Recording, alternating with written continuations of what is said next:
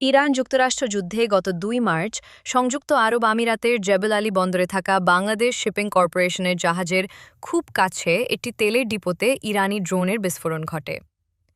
অল্পের জন্য রক্ষা পান বাংলার জয়যাত্রা জাহাজের ৩১ জন বাংলাদেশি নাবিক। এরপর থেকেই নাবিকরা উদ্বিগ্ন সময় পার করছেন। পরিস্থিতি শান্ত হলে পরপর ২ বার হরমুজ প্রণালী পার হওয়ার চেষ্টা করেও ব্যর্থ হয় জাহাজটি। জাহাজ চলাচল পর্যবেক্ষণকারী সংস্থা মেরিন ট্রাফিকের তথ্যমতে ইরান হরমুজ প্রণালী উন্মুক্ত করার ঘোষণা দেওয়ার পর শতাধিক জাহাজ একসাথে হরমুজ প্রণালীর দিকে এগোতে শুরু করে। এর মধ্যে ছিল বাংলাদেশের পতাকাবাহী জাহাজ এমভি বাংলার জয়যাত্রা।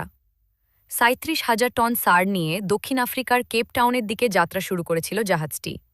বাংলার জয়যাত্রা আনুমানিক রাত ৩টায় হরমুজ প্রণালী অতিক্রম করার কথা থাকলেও রাত ১:৩০টায় হুট করেই ইরানের বাহিনীর পক্ষ থেকে বন্দরে ফিরে যাওয়ার নির্দেশ আসে। জাহাজের ক্যাপ্টেন শফিকুল ইসলাম খান জানান, নির্দেশ পাওয়ার পর তারা আবারও পারস্য উপসাগরের নিরাপদ আশ্রয়ে ফিরে যাচ্ছেন। এটি ছিল বাংলার জয়যাত্রার জন্য তৃতীয় দফার ব্যর্থ চেষ্টা। এর আগে গত ১১ মার্চ এবং যুদ্ধবিরতি শুরুর পর আরও একবার চেষ্টা করেও অনুমতি মেলেনি। এদিকে মাত্র কয়েকদিন আগে ঢাকা বিশ্ববিদ্যালয়ের এক শোক সমাবেশে বাংলাদেশে নিযুক্ত ইরানি রাষ্ট্রদূত জলিল রহিমি জাহানাবাদী আশ্বাস দিয়েছিলেন ইরান বাংলাদেশকে ভাই হিসেবে মনে করে এবং বাংলাদেশের জাহাজগুলো দ্রুত ছেড়ে দেওয়ার ব্যবস্থা করবেন। কিন্তু এখন পর্যন্ত সেই আশ্বাসের প্রতিফলন দেখা যায়নি। বর্তমানে জাহাজটি সৌদি আরবের রাস আল খায়ের বন্দরে অপেক্ষা করছে। মধ্যপ্রাচ্যে চলমান উত্তেজনার মাঝে শান্তি চুক্তির দ্বারপ্রান্তে রয়েছে যুক্তরাষ্ট্র ও ইরান।